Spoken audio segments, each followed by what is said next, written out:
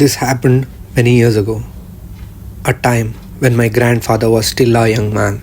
Back then, there were no washrooms, no modern comforts. If you had to go, you went out into the forest.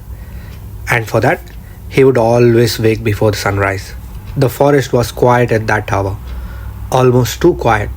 Only the sound of crickets fading and the first birds calling.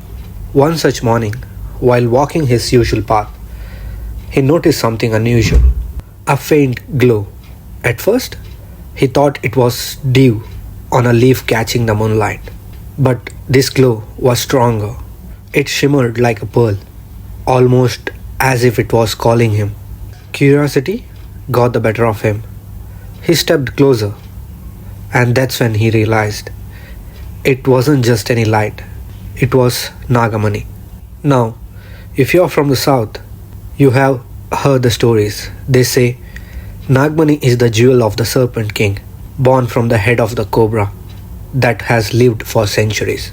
Legends say it glows in the dark, brighter than fireflies, brighter than the moon. It can grant unimaginable wealth, even immortality.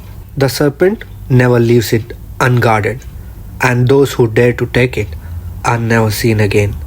My grandfather froze. Every muscle in his body screamed at him to run, but his eyes wouldn't look away. The glow was beautiful, hypnotic. For a moment, he even thought about touching it, but then something stirred. The silence of the forest broke. A hiss, low, long, and angry. That was enough. He turned and ran as fast as his legs could carry him. Branches tore his skin, stones cut his feet, but he didn't stop. Not until he reached home. By then, his body was drenched in sweat, his heart hammering inside his chest. He collapsed at the doorstep, gasping for air. For days, he refused to step into that forest again. But curiosity is a dangerous thing. Weeks later, he returned to the same path, to the same spot. And what he saw chilled him more than the Nagamani itself. The ground where it had shone was black, burnt, as if struck by lightning. The trees nearby were burnt as well, and nothing grew there again.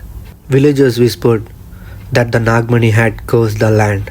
Some claimed on certain nights you could still see a glow rising from that patch of earth. Others swore they heard a serpent's hiss in the wind. My grandfather always ended the story the same way, with the warning. I ran, and I never looked back, because some lights in the forest are not meant to be followed. They belong to another world, a world that doesn't forgive trespasses. Even today, whenever I pass through a forest at night and I see a glimmer in the dark, I remember his words and I keep walking, because not all that shines is meant for us.